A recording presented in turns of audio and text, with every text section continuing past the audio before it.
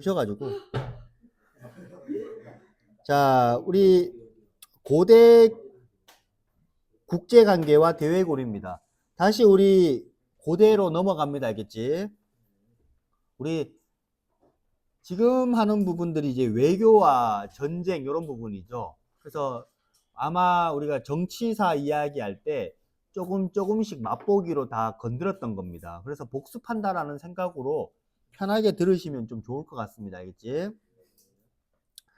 자, 우리 이쪽에 이런 내용들이 다 학습지에 있는 내용입니다. 알겠지? 자, 고대 동아시아의 국제 질서의 변화입니다.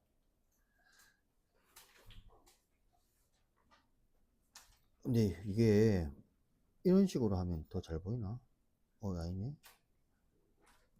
됐다. 자, 됐지? 보여요? 네. 자, 중국 한대 이후 동아시아 국제 질서는 자, 기본적으로 중국 중심의 조공과 책봉 관계로 이루어집니다. 이거 학습지 1번에 들어갈 거고요. 자, 조공 책봉 관계입니다. 자, 그러면 이 조공 책봉 관계가 어떤 거냐? 자, 말 그대로 조공이라는 것은 갖다 바치는 겁니다. 누구한테 바치는 걸까? 낮은 사람이 높은 사람한테 줘요? 높은 사람이 낮은 사람한테 줘요? 낮은 사람이 높은 사람한테 주는 거. 책봉이라는 것은 높은 사람이 낮은 사람을 인정하는 겁니다. 알겠죠? 됐죠? 자, 중국의 주나라에 보면은 왕이 있었고요. 왕 아래에는 제후가 있습니다. 우리 왕과 제후 사이에는 주종 관계였거든. 주군과 신하의 관계.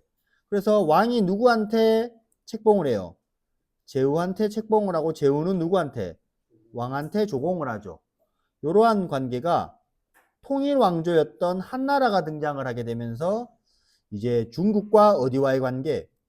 주변 국가와의 관계로 확장됩니다. 이 자체가 이제 국제 관계가 되는 거고요. 그러니까 이제 우리 고대는 중국이 우수한 정치력과 문화적인 요소를 가지고 있잖아. 그래서 우리는 중국과의 교류를 통해서 성장해 나갔단 말이야. 그러면 중국과 교류를 하려면 우리도 어느 체제 안에 들어가야 돼요? 조공, 책봉 관계로 들어가야 된단 말이야. 우리가 누구한테 조공을 하면? 중국한테 조공을 하면 중국은 우리나라를 뭘로 해주고? 책봉해주고요. 그러면 우리와 중국 간의 교류가 이루어질 수 있는 겁니다. 그래서 조공, 우리가 바치는 것이 좀 비굴하다 그런 생각을 하기보단 우리가 조공을 했던 이유는 조공을 함으로써 얻는 이익들이 많았다. 이거를 실리적인 외교라고 볼 수 있습니다. 알겠습니까? 자, 이때 조공과 책봉은 실질적으로 종속 관계가 아니죠. 종속이라는 말이 뭔지 알아요? 종속된다가 무슨 말이야? 큰 거에 속하는 거죠. 맞지? 그런 게 아니라 의례적인 외교 관계였다는 겁니다. 의례적인. 단순히 절차적인 조공책봉이었을 밖에 없다라는 거죠. 됐어요? 그래서 동아시아 각 국가들은 자기 나라의 경제적, 문화적, 뭐를 위해서? 이익을 위해서 어디에 참여했다? 국제 질서에 참여했다. 이 국제 질서가 뭐라고요? 조공과 책봉. 이 당시의 국제 질서는 조공과 책봉입니다. 됐어요? 자, 왼쪽에 이 표시를 보면 자, 동아시아의 국제 질서라고 적혀 있죠. 자, 우리 국제 질서 자체가 뭐라고요? 조공과 책봉 관계입니다. 알겠지? 됐어요? 자, 우리 고대에 보면은 자, 이 당시에 중국이 한나라 때 조공 책봉 관계를 국제적으로 넓혔다라고 했잖아.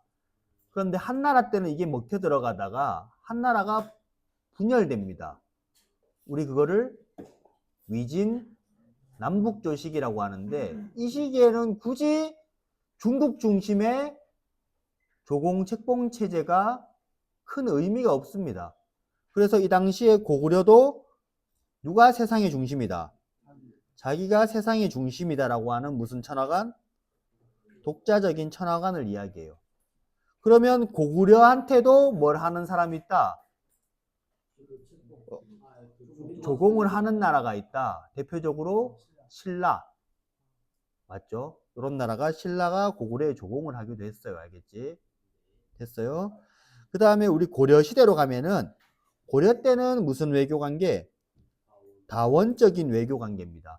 어떠한 강력한 특정한 나라가 없었기에 서로가 다 조공도 하고 인마한테 조공했다가 전마한테 조공했다가 연마한테 책봉했다가 전마한테 책봉했다가 다원적으로 이러한 조공 책봉 관계가 이루어집니다. 무슨 말인지 이해돼? 이게 없어가지고 서로 다원적인 조공 책봉 관계를 맺었다고. 됐어요?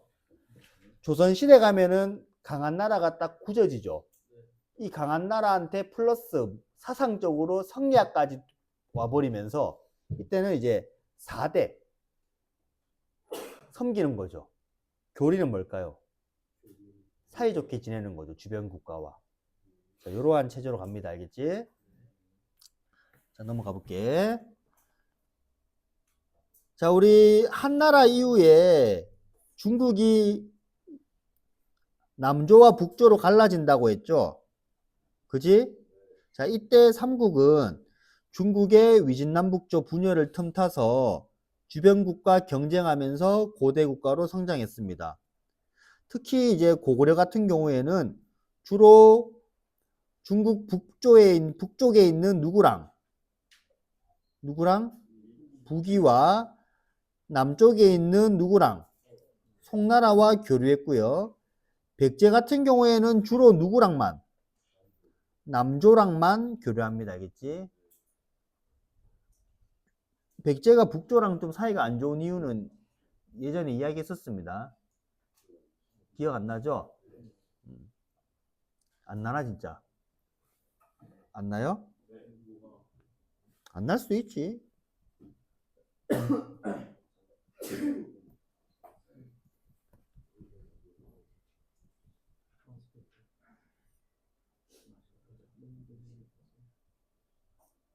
요거 기억 안 나요? 백제는 신라와 힘을 합쳐 고구려의 남진을 저지하는 한편 누구와 교섭해서 북조와 교섭해서 고구려를 견제해 달라고 했는데 이 북조가 어떻게 해요? 바로 고구려한테 일러 바쳐 버리잖아. 그래서 장수왕이 어떻게 해요? 한성을 공격해 버리죠. 이제 기억이 조금 나요? 나는 사람 손 들어 보세요. 오. 여기서부터 이제 보이죠? 등급이. 나는 보입니다. 나는 보여요. 손들지 않은 친구들은 공부 열심히 하셔야 됩니다. 자, 그리고 특히 고구려는 아까 이야기했지만 무슨 중심? 자국 중심의 무슨 천하관? 독자적인 천하관을 지녔다. 우리 오른쪽에 학습지 1번에 들어갈 내용입니다. 그래서 신라와 동부여 등을 속국으로 여기기도 했다. 그래서 우리 오른쪽에 한번 가보면 고구려의 독자적 천하관 보이죠? 자, 태왕이 광개토 대왕이에요. 태왕의 은혜는 하늘에 미쳤고 그 위엄은 온 세상에 떨치었다. 특히 여기는 누구? 백제와 신라는 우리의 뭐였다? 속한 민족이었기 때문에 뭘 바쳤다? 조공을 바쳤다. 이 고구려의 천하관을 땡땡해서 무슨 천하관? 무슨 천하관? 독자적 천하관이라고 쓰세요. 여기. 그 다음에 고구려의 다원외교. 자, 이런 식으로 자기가 조공을 받으면서도 뭐 하기도 했다? 조공을 바치기도 했다. 중국에다가 조공을 바치기도 했어요. 그냥 교류하려면 조공해야 된다고 했지. 맞아요? 바치기도 했어. 근데 밑에 줄 보면 그러나 고구려의 세력이 강력해서 통제받지 않았다라고 적혀 있죠. 무슨 말인지 이해돼? 그래서 오른쪽에 한번 읽어보면 고구려는 천하의 중심이라는 천하관을 바탕으로 스스로 천손 하늘의 자손이라고 주장했다. 특히 백제와 신라를 자신의 속국처럼 생각을 했대요. 그리고 또한 영락이라는 독자적인 연호를 썼고요. 우리 광개토 대왕 때 영락이라는 말을 썼죠. 그러면 광개토 대왕이 처음 왕이 됐을 때는 몇 년? 장지영이 몇 년? 광개토 대왕이 처음 왕이 됐을 때는 몇 년? 영락 1년이죠. 광개토 대왕이 왕이 된 지 10년이 됐을 때는 앞에 뭐 붙여야 돼? 영락 10년이겠죠. 이게 연호입니다. 알겠지? 원래는 중국의 연호를 받았었잖아. 근데 독자적인 천하관, 자기만의 연호를 쓴 겁니다. 그리고 스스로를 태왕이라는 칭호를 사용했고요. 그래서 남북조 분열 시기에는 남조 중에서 어느 나라랑 송이라는 나라랑 북조 중에서는 어느 나라랑 북이라는 나라랑 친하게 지냈죠. 근데 백제가 누구한테? 북이한테 도와달라 했다가 북이가 일러 바치는 거잖아. 됐어요? 자, 다음 다시 앞으로 가서 자, 7세기 이후에 동아시아 국제 질서에 커다란 변화가 나타났대. 자, 남북조가 통일됩니다. 그죠? 처음에는 어느 나라? 수라고 하는 나라, 다음에는 당이라고 하는 나라. 그러니까 다시 누구 중심에? 중국 중심의 국제 질서를 강화하려고 했겠죠. 맞아요? 독자적인 천하관을 가지고 있었던 고구려를 인정할 수가 있나 없나? 없죠. 야, 너 이상한 천하관 가지고 있다. 그러니까 고구려가 어쩌라고 하죠. 그래서 어떻게 합니까? 수와 당은 고구려를 공격했습니다. 그죠? 대표적으로 수의 공격을 누가 막아냈어요? 을지문덕이 어디에서? 살수에서. 자, 당나라의 공격을 무슨 성에서? 안시성에서 막아냈던 기록이 있었습니다. 그래서 당시 고구려가 당시 한반도에 방파제 역할을 했다라고 할 수 있죠. 수와 당이라고 하는 파도를 고구려가 막은 겁니다. 자, 이러한 가운데 고구려와 백제의 압박으로 수세에 몰렸던 누구는요? 신라. 신라는 누구와 연합을 해요? 당과 연합을 하죠. 우리 이것을 무슨 동맹이라고 합니까? 어이구 잘 기억을 하시네. 우리 요거를 왜 이렇게 굵지? 너무 굵다 맞지?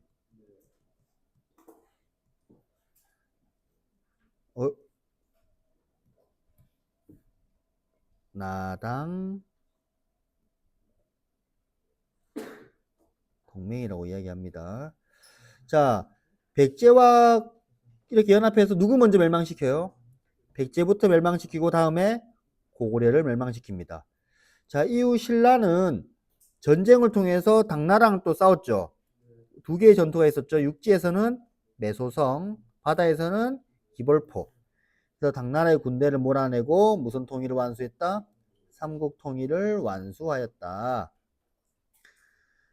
자, 밑에 보시면 자, 고대 국가로 성장했던 삼국은 중국으로부터 다양한 문화를 받았어요. 첫 번째가 한자. 지금도 한자 영향 있죠? 맞지? 그 다음에 유교. 지금도 유교적인 영향이 있죠? 그 다음에 불교. 어딜 가나 절을 볼 수 있습니다. 맞죠? 율령. 법이죠. 그죠? 자, 이러한 각종 문물들을 받아들였고요. 이것을 다시 어디에다가 전해줬어요? 일본에다가 전해줍니다. 이렇게 전해진 삼국의 문물을 일본 무슨 문화에 영향을 줬다고요? 아스카 문화. 자, 올라가 보면 일본에 있는 아스카 지역에서 도읍을 둔 일본의 아스카 시대가 있었는데 이때 꼽힌 문화를 아스카 문화로 합니다. 삼국 중에서 특히 어느 나라의 영향을 많이 받았대요? 삼국 중에서 특히 백제의 영향을 많이 받았습니다. 알겠지? 백제의 영향을 많이 받았다. 자, 다음. 자, 그러면 다시 이렇게 넘어가 보면 이렇게 중국에서 들어오지 맞지? 그 다음에 각각 삼국들은 이렇게 영향을 주잖아. 그죠? 우리 이때를 무슨 문화? 아스카 문화라고 한다고요. 아스카 문화. 자, 고구려가 멸망한 뒤에 고구려의 옛 땅에는 발해가 건국됩니다. 자, 통일신라와 무슨 나라를 이뤘다? 남북국의 형세를 이룬 거죠. 남쪽에는 어느 나라? 남쪽에는 어느 나라? 북쪽에는 그걸 다 통칭해서 뭐라고 부른다고? 남북국. 자, 신라와 발해는 서로 대립하면서도 외국과 활발하게 교류합니다. 특히 당나라와 교류가 매우 활발했는데 이 신라와 발해는요, 당에다가 사신, 외교관만 보낼 게 아니라 스님들도 보내고요, 우리 유교 공부를 하는 유학생들도 자주 보냅니다. 우리 승려라고 하면은 우리 많은 사람들 있죠. 특히 뭐 의천 맞죠? 의천 이런 사람들은 갔다 오잖아. 그리고 유학생 보면은 뭐 채치원, 그지? 설총 뭐 이런 사람들. 자, 한편 그 신라인들은 잠만. 그 다음에 산둥반도 쌤 찡따오 이야기했죠. 산둥반도 등지에는 신라인들의 집단 거주지가 생겨나요. 우리 이러한 집단 거주지를 뭐라고 불렀대? 신라방이라고 부릅니다. 그리고 이 신라인들은 당나라와 일본 사이에서도 무슨 무역? 중개무역을 통해 큰 이익을 얻었대요. 한편 9세기에 신라의 보고보고, 장보고, 이 장보고도 사실 호족으로 볼 수 있습니다. 알겠죠? 호족으로. 이 장보고는 어디에서요? 이 완도에다가 뭐를 설치했대? 청해진. 우리 진이라는 말이 군대라고 이야기했지. 완도에 설치된 청해라고 하는 군대입니다. 이걸 설치해서 해적을 소탕했고요. 신라와 당, 일본을 연결하는 해상무역을 당시 누가 장악을 했다? 장보고가, 즉 크게 봐서 누가?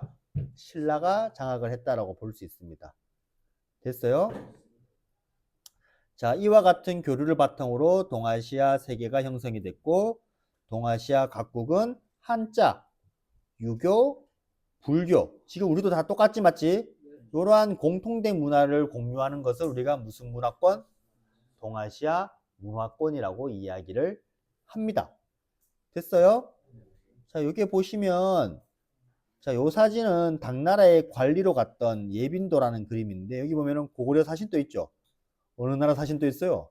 로마의 사신도 있습니다. 그 다음에 오른쪽 보시면, 여기에 보시면, 이쪽 지역 있죠? 여기에. 이런 것들이 다 뭡니까? 이런 것들이 다 신라관입니다. 이게 신라방. 신라방. 신라방 중에 신라관이라고 불리는 것도 있어요. 이건 이제 뭐 사무실 같은 겁니다. 발해관도 있었고, 여기 있는 법화원 있죠? 이 법화원. 이 법화원을 누가 만든 거냐면 얘가 만든 겁니다. 누가 만든 거? 장보고가 여기 이 짝에다가 만들어 놓은 게 법화원입니다. 실제로 법화원에 가면 장보고 동상이 있습니다. 응? 좋겠다고? 동상 세워. 자, 다음